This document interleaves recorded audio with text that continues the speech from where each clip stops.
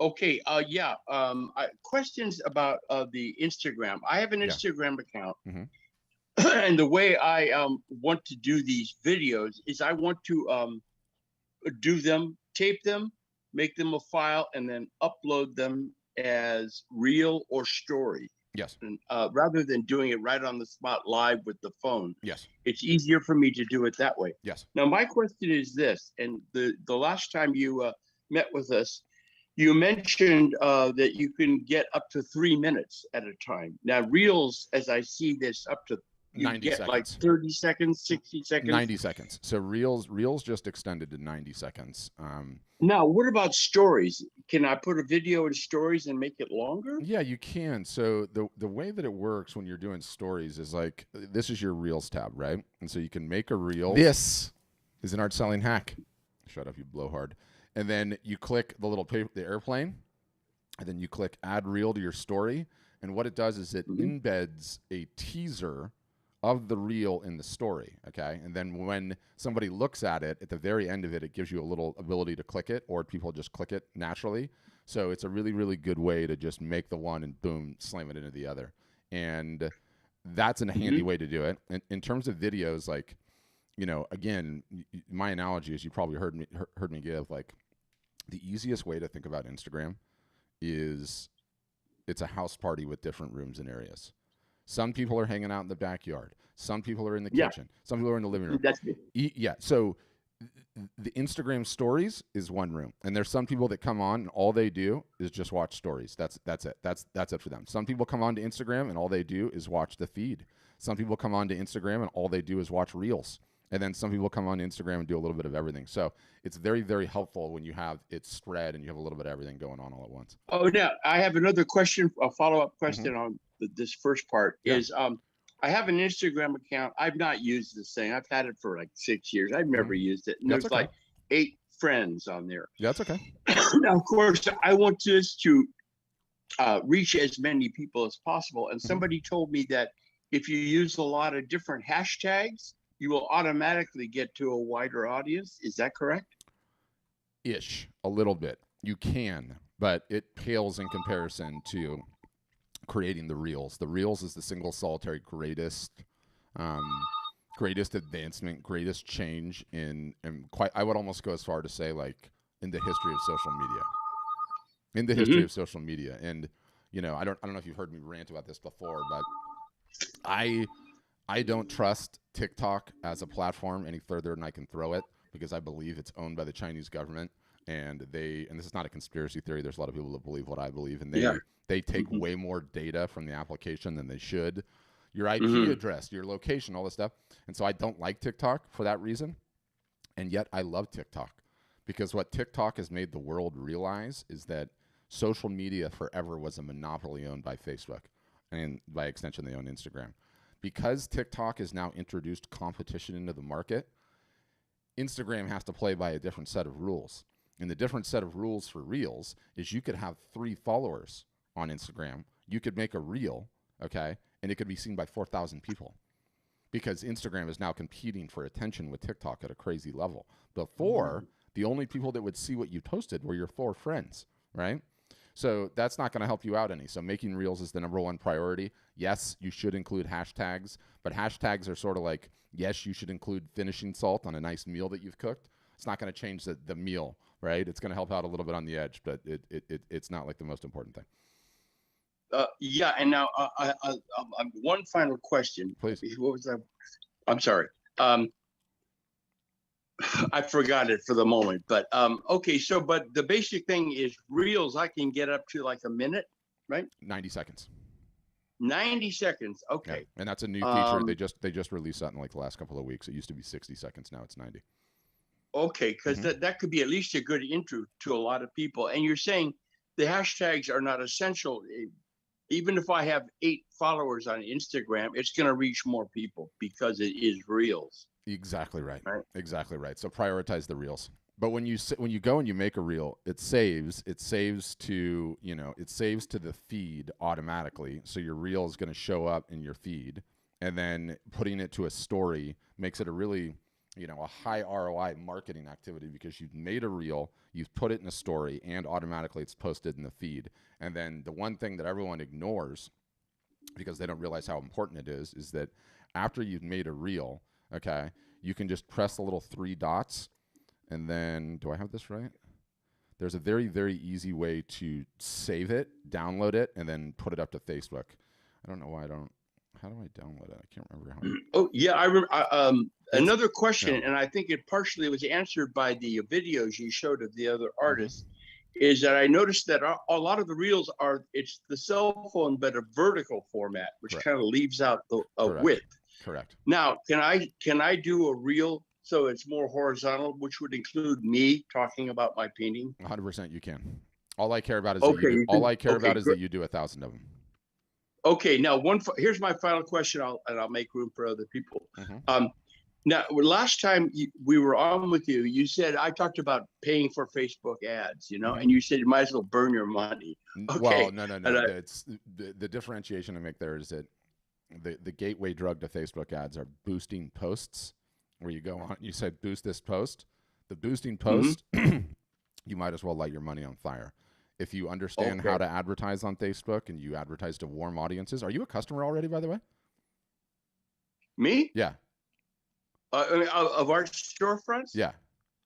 Oh, no, I'm not. Oh, you're not. Okay, yeah. So you don't, yeah. We have a full playbook on the inside that like walks you through how to do all of it, but it's the Facebook ads question is more complicated. But in right now, you don't need that. You don't need to worry about that until you sold a couple of thousand from your website, and then you're ready to go. And one final question. Okay, I post a video. I do. It's a file. I post it on Facebook. Just and now I have X amount of Facebook friends, and I noticed that if you post something, you can edit privacy to make it public rather than just your group of friends. Yeah, does that widen audience? Yeah, you're talking probably you have like a personal page instead of a business page. You need to start a business page. That's what I'm talking about. But yeah, you definitely want it to make it public on your personal page. It's certainly not going to hurt, especially when you're trying to get the word out. Oh, okay. Thanks. Hey, thank you, Patrick. That is, and when I make some more money, I'll come over to the storefronts. No worries. It's a terrible time right now. No, I know. Trust me, I know. Okay, Rick, you're awesome. Thank you. Hey. Okay, there was someone else, and then I'll get to you, Deidre. Who was it? Oh, it was you, Nancy. You had your hand up second, right? Yep. I'm gonna unmute you. You gotta hit the mic icon. Yeah, I'll get to you next, Randall. Yeah, I'm probably a little different than everybody else. I mean, while I do art, mostly prints and watercolors and stuff like that, I worked around the world, and so I started collecting art, and now I've got this huge eclectic collection that I would like to get to sell because I just don't have the space for it. And I mean, it goes everything from Picasso to Grigsby to whatever. And I'm trying to figure out how to sell it. And well, if you have some original Picassos, I recommend Sotheby's. Yeah. Okay. Awesome. And maybe I should take all of them there, but I mean, here, let's see if I can show you this real quick. Yeah, you don't need to show me all of them because I don't. No, I just want to show you these two pictures. These are the guy Carlos Paez Vella, and I bought those in Uruguay. And he's like one of Picasso's best friends. So when I say I have an eclectic collection, I mean it. Yeah, I would call an appraiser to start out with. Call an art appraiser and have them come over and look at your entire collection, and then you can decide what to do, and they'll have some good advice on the potential outlets. Okay, the other idea that I had that I wanted to suggest that maybe some of your other folks would utilize. My son's a software engineer, and he and his buddies, when he was working for one of those music things, they would listen to music and then figure out an algorithm that would immediately run you to certain political ads. And I think that you might want to look at making algorithms for art. You know, are the people who are looking at your art decorators, or are they really people who want to own the art, or do they have whatever, and see if you can kind of focus that way. I think it might help people with creating a really good collection list. That's all I had to say. Awesome. Thank you. Thanks, Nancy. All right, Deidre, you can go next, and then Randall will get you afterwards. Hi, Patrick. Thank you very much. I really only have two questions. Okay. You mentioned online art retail platforms like Saatchi, Etsy, etc. Yep. You mentioned something called something Circuit. It didn't sound like it was currently active. Thayer Circuit. Oh yeah, the show and Thayer Circuit. That just means like going and doing, the outdoor art shows. Oh, okay. Yep.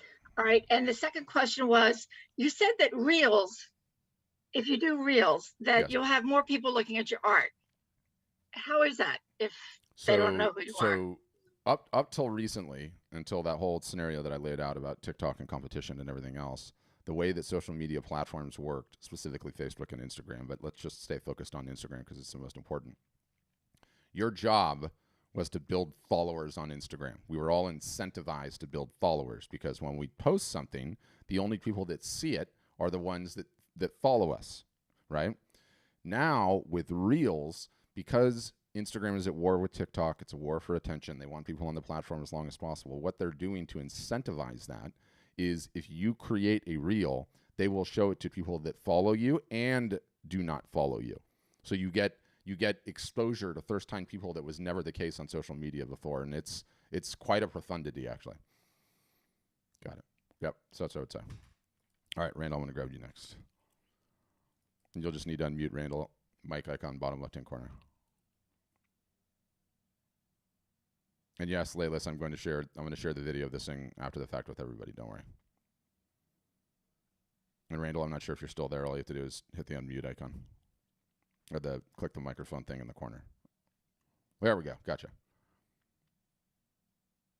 Oh, boo, Randall. So you're unmuted, but it looks like you have the wrong audio source selected. This happens sometimes. There's like a tiny little arrow. If you look at the screen, I'm kind of putting my mouse on it. It's just to the right of the microphone. And if you click it, it brings up all your audio sources. And so what I imagine is you're probably just on the wrong source.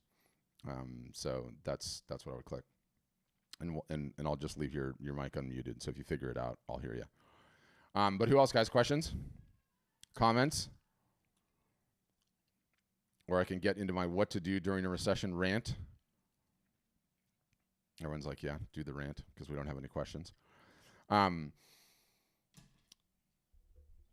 It's a very good question, and it's really a twofold question. And none of you guys do this, or most artists don't have this properly set up, or don't run sales enough.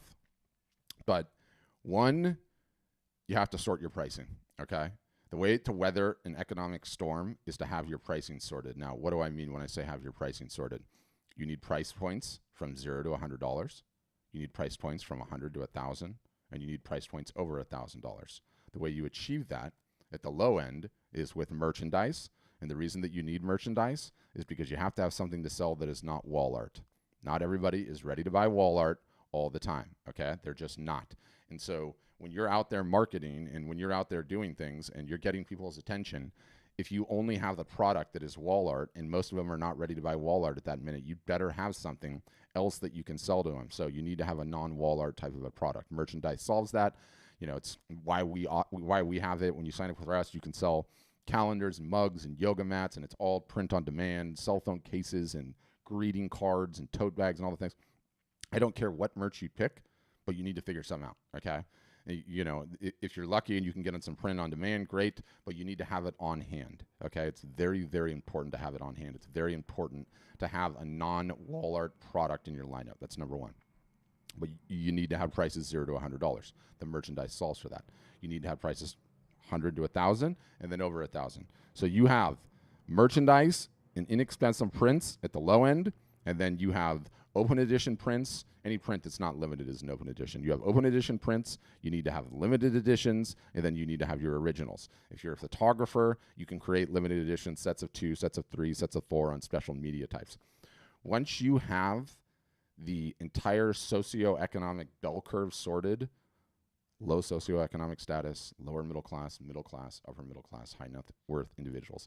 Once you have a price point for all of them, it's essentially like your boat, which is your art business.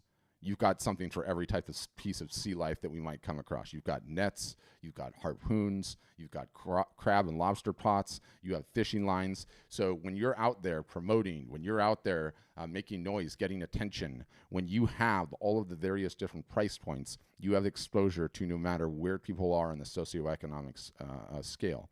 And I find so often that artists and photographers completely break this rule. They completely break this rule. And at the low end in merchandise, anyone that poo-poos that, go ahead and let me know the last time you went into a museum that didn't have a gift shop. Don't worry, I'll wait, right? It's just simple maths, guys. It's mathematics, and it's the mathematics of survival. It is how you have a business that is profitable year after year, because when someone at the lower end of the socioeconomic scale or someone is not ready to buy wall art comes in contact with you, they are either going to purchase something or leave, oftentimes based on whether or not you even have it available. Do you have it available? And you need to be able to show it too. It's like, hey, I've got coffee cups, and you show it. And I don't need wall art right now, but I need a coffee cup. And so I buy a coffee cup, and now you have my information, and now you can market to me in the future. And 2 years from now, when gas prices are back down to normal, or however long it takes, and I moved out of my mother's basement and got my own house, I need wall art. Who am I going to remember? The person I've been drinking coffee with every single solitary day for the last 2 years. You didn't get that sale because you didn't have merchandise. You lost, right? Very important. Very important. And the next is quite simply the volume of sales that you run. The volume of sales that you run. And this is why you have to get your markup percentages correct, okay? Because obviously when you're going to be running a sale has discount, it has scarcity, right? Discount and scarcity. The discount, 5% off, 10% off, 15% off, 20% off. The scarcity, sale ends Friday, sale ends Tuesday, sale ends Monday, whatever the case may be. The success of artists in an economic downturn primarily is based on having their pricing sorted out and the number of sales that they run. It's that simple. It's just math. And if you think this is like some new thing, contemplate the robust retail stores in your town. How often do they have a sale? They're actually on sale all the time. No one thinks that their products are cheap. No one thinks that it somehow lowers the reputation of their brand. All it does is when I get to the surface, when I get exposed with your art, like Blair just left me a comment, when I get exposed to Blair's art, is there enough to motivate me to get over the line? Human beings are completely manipulatable in a good way. We're all manipulatable. Discount plus scarcity equals take action. It's that simple. So just to finish it off with markups, and then I'll answer your question, Blair.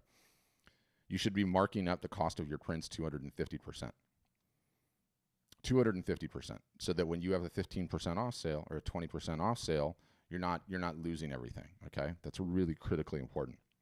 And how often you should be running sales is every single solitary major sales holiday, because what ends up happening in the sales holidays, we are all exposed, bombarded. Black Friday, Cyber Monday, Amazon Prime Day, huge art selling day, by the way, Amazon Prime Day, whether or not you know that. Father's Day, Mother's Day, Valentine's Day, 4th of July, end of summer, what else is the other one in fall? Sometimes Halloween, sometimes October, depending on what your art is. Earth Day is huge for landscape photographers. You could run a sale when everyone else is running a sale. All of us, because we are being bombarded with marketing messages, are just a little bit closer to pulling that credit card out and getting that dopamine hit. That's number one. But number two, you can run all sorts of sales at other times. I mean, one of the most successful sales that I have my customers run all year, it's called the bathroom art sale. It is literally a sale on art that only is meant to go to the bathroom. So small pieces series. And it's the bathroom art sale. Hey, come check out my bathroom art sale and have a shitty time, right? Like, you can be creative with it and have fun. I just had all of my customers run an inflation sucks and gas prices suck too sale. Insanely effective. So most artists, most photographers are like, oh gosh, I can't be on sale all the time. I just ran a sale. I can't run another sale. And that's because when you don't have a ton of experience in marketing, you fall into this trap. And it took me a long time to learn this, so I was in the same trap. But you fall into this trap where you think everything that you create, and every time you send an email, and every time you make a post on Facebook, that everyone sees it. Nothing could be further from the truth. Nobody saw it, you guys. They were busy. They were living their own lives. They got distracted by a cat video. They were watching Instagram. No one saw it. No one even knew you had a damn sale. What happens is that the analogy to think about is, and I love fishing analogies. I haven't even been fishing in a while, but I still like them. What we all think is that we drive our boat out into the ocean and we throw our line in the water, which is our sale, our marketing message. We think all the fish are right underneath the boat, and they're just there and they see it. Nothing could be further from the truth. Sometimes the fish are 3,000 feet deep. Sometimes they're 10,000 miles away. They had no idea you had a sale. Zero. None. They didn't know. The only thing that matters is when the fish is at the bottom of the boat and can be caught and a sale can be made, do you have a compelling offer in the water? Because if not, I'm bouncing. A lot of times, just the fact that you have a sale in the water at that point in time is the difference between whether or not you make a sale or not. So I would almost go as far to say, Blair, how many sales do you recommend per year? You almost cannot run enough. You almost cannot run enough. Now, you have to have some time in between for normal marketing. You have to have some time in between for your own freaking sanity, okay, to be able to not just going through all the mechanisms of sales all the time. So what I often do with our customers is just, I don't push them to the breaking point, right? Like, you know, you just played 4 quarters in the game. If you feel like you need to take a little time out, take a little time out. But here's the next sale, here's the next sale, here's the next sale, and we put them all in calendars so that people know when they're coming. And you can skip some, of course, but again, the 2 most important metrics that are predictive of revenue in art or photography business is the number of people on the collector list and how many sales they run a year, to a lesser extent, but also important how many leads you gather. But go ahead, Michael, you're up next. You need to unmute. Yeah, I got you. Unmute. How are you? Good. How you doing? Pretty good. I want to address the elephant in the room, which is the flood of content out there and how to create perceived value where everybody wants everything for free. So price point, basically, how to, because people expect to spend if you're going to make a living, it's going to be $500. Yeah. So the price point structure that I explained earlier solves for a lot of that already right out of the gates. Because when you have that really good range of prices, people look at all of it and they understand the ball game, right? And there's like not going to happen negotiation. Number two, you know, I rant about negotiation so often I can't even begin to tell you, because 2 of the biggest lies that are told to photographers and artists and photographers is, 1, that you shouldn't do sales, no discounts. Okay, the only brands that don't discount are Louis Vuitton and Tiffany's, and to a certain extent Tesla, and maybe there's like 3 or 4 other ones. But everyone else discounts because it's human psychology, right? And then 2, that you shouldn't negotiate. Biggest bunch of bullshit in the history of mankind. Aside from the art of photography that sells at Sotheby's, where it's completely public, everything else is opaque. No one ever knows what art is selling for. The galleries don't tell anyone ever. And having been on the inside for years and years and years with our customers, the amount of negotiation that goes on in the gallery settings is absolutely staggering. So 1, you have the range of prices. 2, you have your markups appropriately set. And then 3, absolutely negotiate. And the secret to negotiating at a high level, notwithstanding how much tradecraft there is in negotiating, you can come down on price, especially when you have a 250% markup. You can come down on price, but don't ever do it without getting something in return. Okay? Don't ever negotiate down on price without getting something in return. And the beautiful thing about it is when you start to do this enough and you realize there are certain people that will not purchase without a negotiation. Okay? They just won't. That's just how they were raised. Now, it's within reason. Okay? It's within reason. These people are not going into Target in trying to negotiate down a Lego set, okay, which we should, because I spent $56 on one for my kid the other day, which is ridiculous.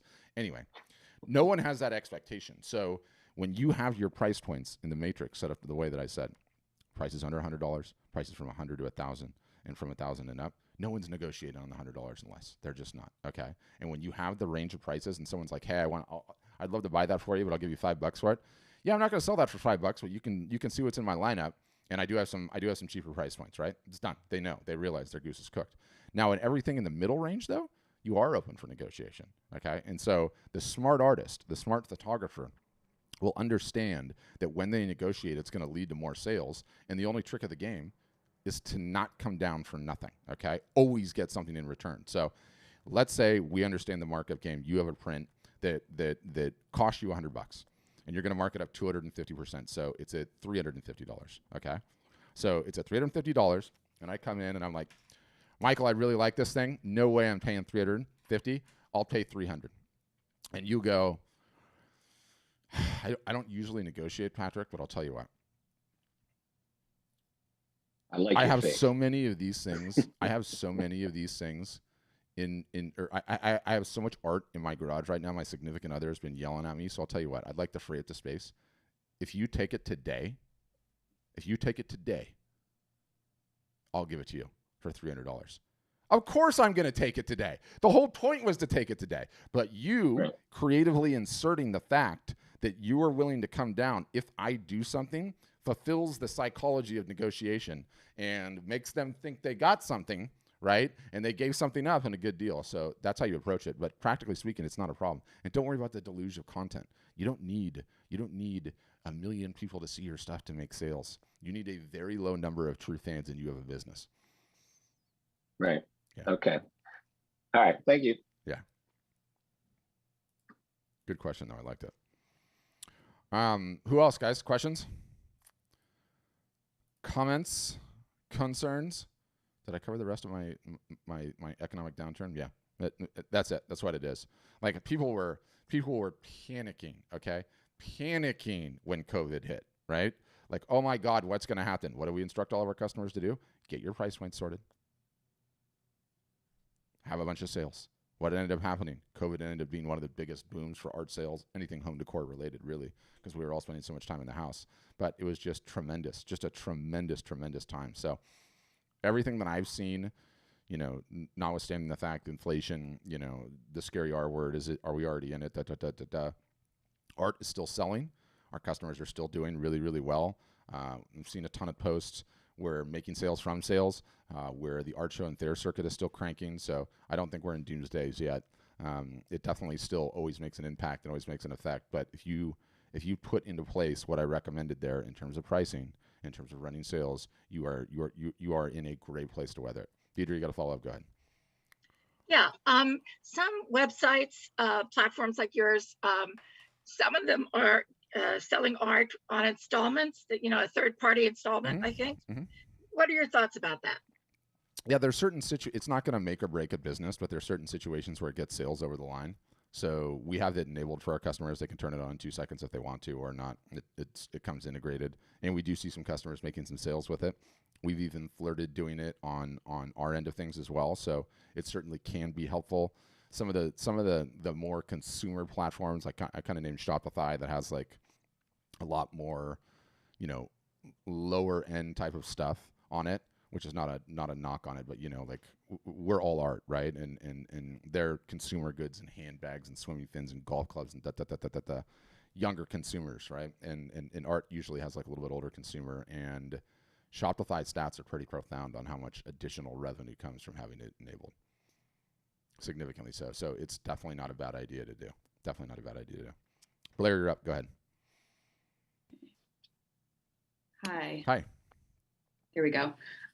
So question on the live art show, because I've never done that before, but curious, like, what do you say, like, for each piece, and how much time do you spend talking about each one? Very good question. And the good news, Blair, is what I'm going to send you on this page as soon as it's done, how to run live art shows, a quick start guide.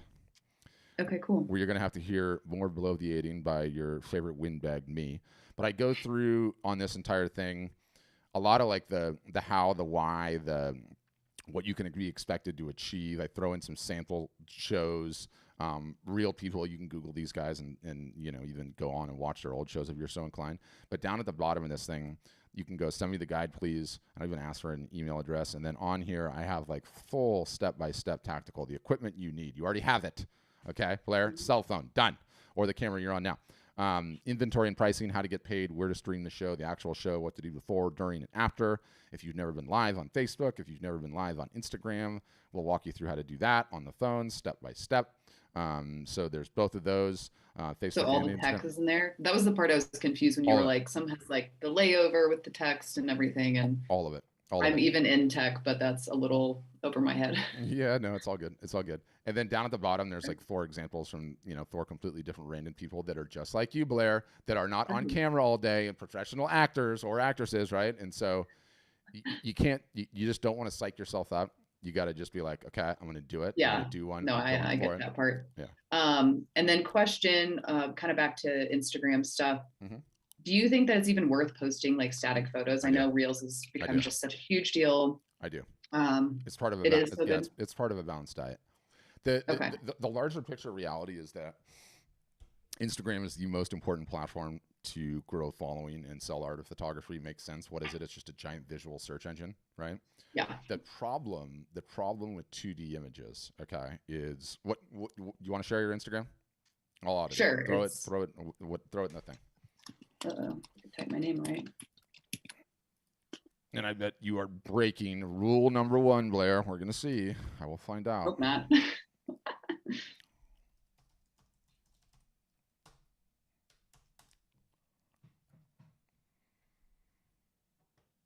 You're not breaking. So these types of images will never, ever, ever be a bad thing. Ever, ever, under any circumstances.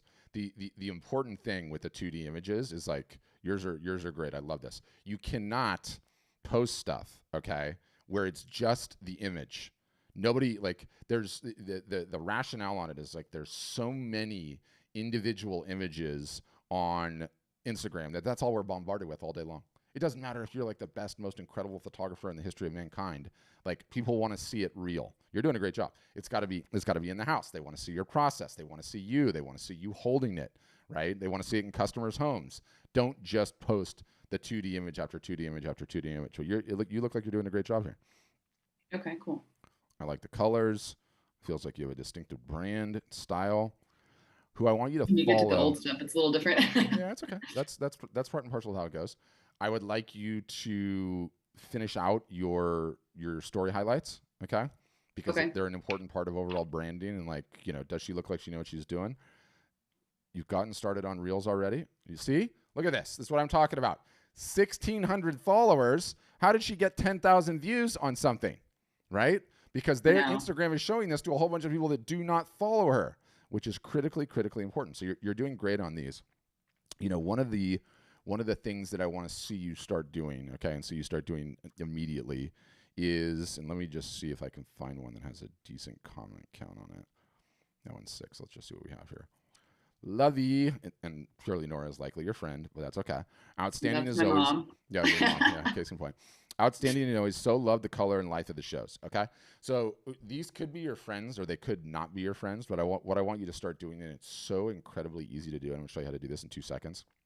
This is one of the most amazing things about Reels as a platform. TikTok does the same thing, but we're not talking about TikTok because, communist China. When you get, Blair, a buying question, okay, and outstanding as always, so love the color of life and shows, and I'm sure this person knows you too, but consider that a buying question, right? Outstanding as always, so love the color and the life of it shows. We need to interpret the comments that we get on Reels, some of them, as buying questions. And examples of this, Blair, are like, God, I love your work. You're so talented. This would look amazing in my house. This and you should sell this work. It should be incredible. You have the opportunity to, in your mind, think of a one-on-one conversation that you would have to that person, and then by responding, you turn it into something that goes one to many. Okay, and number one, artists and photographers as a group are absolutely horrible at selling. Okay. Number two, you need to respond to these buying questions with selling answers. Okay. So how do we do that? I'm gonna show you the whole thing tactically, and then what it looks like. So I'm gonna go to my Reels, right? And here's what the output of it looks like. So do you see how this comment has been thrown right into the reel itself?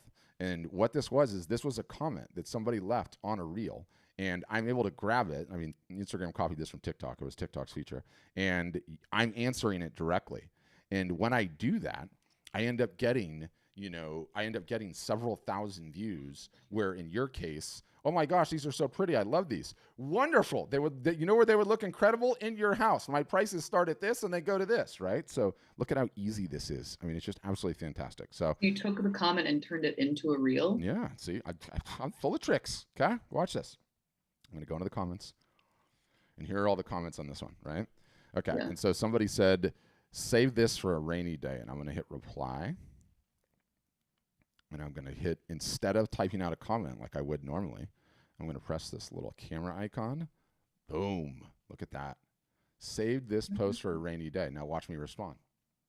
What's this person's name? CMY. CMY, I love that you saved that for a rainy day. That is exactly what I would do. By the way, are you aware that Art Storefronts is for sale? Okay, you can sign up today. Done. Boom. Next. CMY. Next. Type a title on it. Done. And then it'll show up. I love that you saved that for a rainy. God, I had no idea you could do that. I know. This is why we exist. We teach all kinds of crazy things.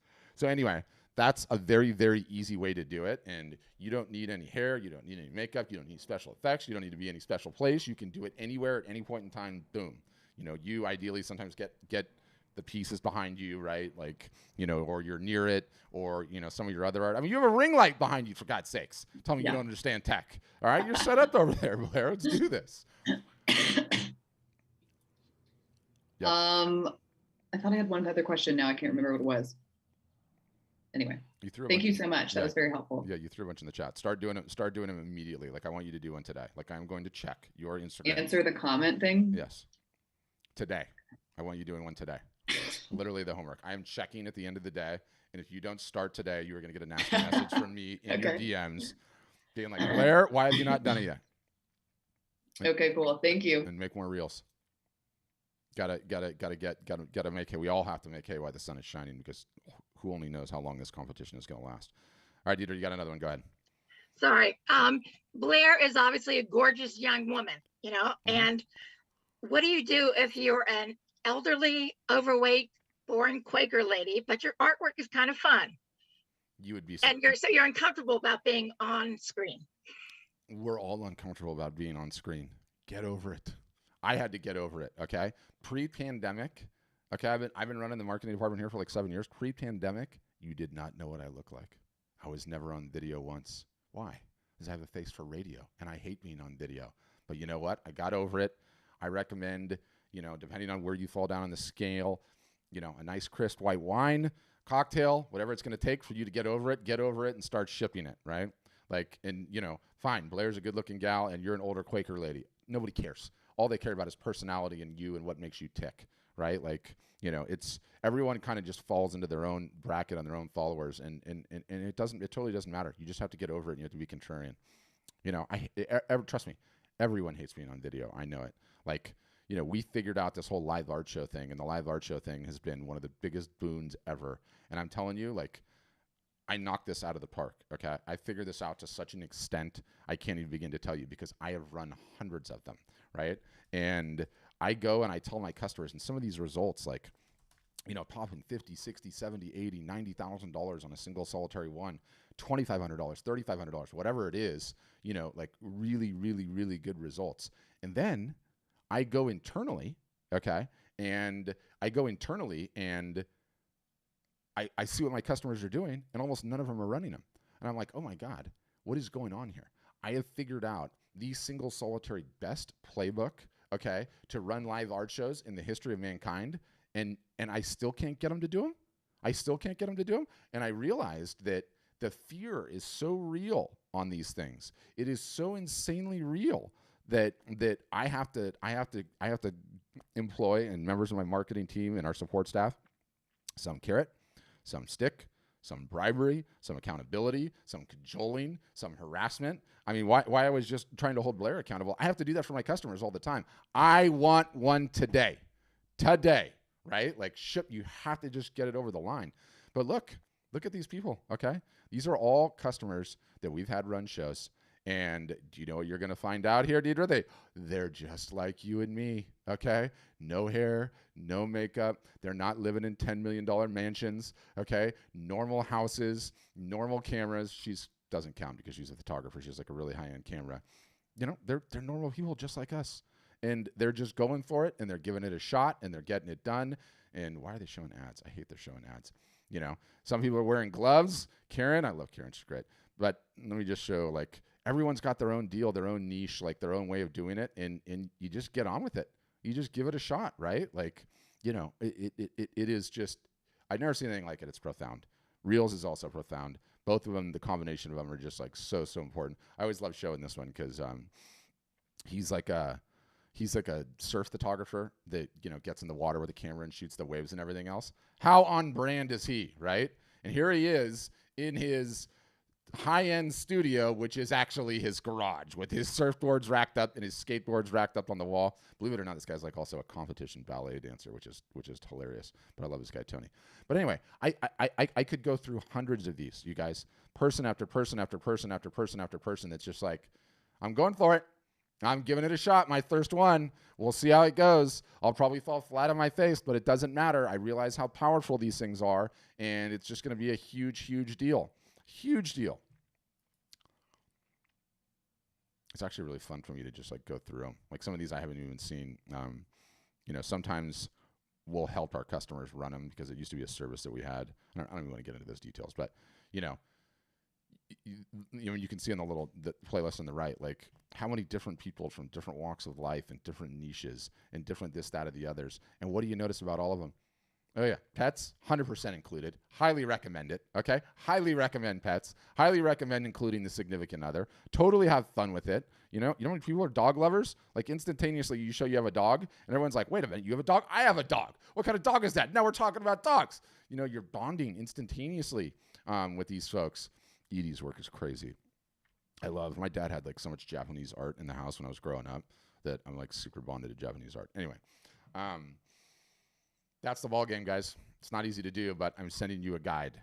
All you got to do is follow the guide. Okay, Terry, you're up. Go ahead. There you go. Can you hear me? I sure can.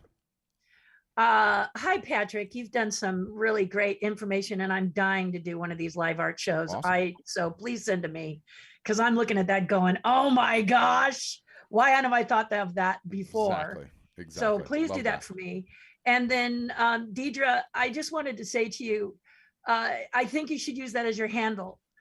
The old Quaker lady, blah, blah, blah. What do you have to say? It is so charming. It is so adorable. It is so real. Exactly. That I think you're, honestly, I just got to tell you, I'm overthinking it. You're overthinking it. Okay. So seriously, love that. I have to just, sometimes someone like Patrick telling you all of this, maybe you're letting the voice go into your head that's telling you all the negative stuff. So I really wanted to come on here and let you know that he's absolutely right. Just because there's so many charming people on YouTube, and there's so much room for each and every one of you out there. And I am terribly technologically zero technological. This is when Patrick is going on. So my question to you, Patrick, is how do you do a reel? Because these Instagram and Facebooks and things like that are so confusing to me. I know that as an artist, I'm an expert at it, and they're confusing to me. Step number one, go on to Instagram and just hit the Reels button and just be a consumer. Be a consumer, but take notes. Take notes of what you thought was really cool, and take notes of like, ooh, I could do that, and take notes of that's something that I could potentially do that would be fun. And then after you're done with that, fire up Google on the internet machine and type in how to create Instagram Reels. You'll instantaneously be taken to YouTube, and that is like the best way to learn anything. One of the things my customers will always say is like, we create playbooks on how to do things. Like, a perfect example is what did I had it up? I forgot to use my snazzy monitor for this so I can see what the heck I'm doing. Like we create playbooks that are essentially step by step how to do everything, right? Like here's how to go live on Instagram, and this is what I'm going to send you, so you're going to get a little taste for it. The problem is that things change so quickly that there's not any one single solitary company or entity that can keep up with it. The only thing that can is the interwebs at large, right? So the greatest way to learn just about anything is just fire up Google, go onto YouTube and search how to make Instagram Reels. And somebody made a video 2 days ago after the latest update that will walk you through the whole thing step by step. And you're like, okay, game on, I'm going to go make one. And that's the ball game. That's how you do it. All right. Thanks, Patrick. I really, really appreciate that. I think you got a perfect jazzy background, whatever you have going on there. I like it. It's my studio. It's visually interesting. You're ready to run one. You're ready to run one, Terry. I've been broadcasting for a while, so that hasn't been really the problem. And I also want artists to know that I had my session with your group, and I want to tell you the group is very inspiring. And if you're ready to take your art to the next level, it sounds like something that I'm very interested in doing. Awesome. So, but I popped in here because I tend to like what you have to say, and then just look, I learned about secret on how to optimize my reels. You did. So I look forward to that. But thank you for that. I really appreciate it. Yeah, it's my pleasure. I love it. Now take action. Now go and do one today, right? That's like what I constantly have to say. Like, gotta do one today. Want to see it today. Go ahead, Rick. Yeah, thank you, Patrick. Quickie. Now, these shows you showed in the background, people showing their work either in the studio or in their house or whatever. These are reels, correct? No, those are live art shows. Those are different. Oh, live art shows, a whole different thing. Yeah, whole different thing. Now, will you be including something about that in what you said, these links you're going to send? I sure will. Wonderful. I look forward to that because that looks very good for me as well. Yeah, it's good for everybody. It's fantastic, and it just works. It works incredibly. All right, guys, who else? Questions? Comments? Concerns? No? Shy bunch. Just here to learn today, which is all good. All good. That is the point of these things, is just have fun and talk about everything at a high level. Really, the point is like, do these people, art storefronts, know what they're talking about? And would this be a good platform for me? So if you are one of the ones that thinks, you know what, this could be a good platform for me, all you have to do is fill out a demo on our website, and then you get a 1-hour guided tour via Zoom of all our features, all our bells, all our whistles, and you got to hear all the pricing, all the packages, all the stuff that I don't know, and they'll walk you through it. So that's what I would say. But unless there's any final questions, guys, we'll leave it there, and we will call it a day. All right. Thanks for coming, guys. Appreciate all of you. Appreciate the time. Hoped it was helpful. Get making some videos. Get posting on Instagram Reels. Get your pricing dialed in. Okay? Very, very important. Do what it takes to get that done. It's a very simple exercise. It's a mathematical formula. All you got to do is just do the numbers, right? Do the numbers and figure it out. Create some limited editions. Create a price for commissions. I didn't even talk about commissions, so you should throw commissions in there too. So that's what I would say. Thank you all. Great session, and I'll see you on the next one.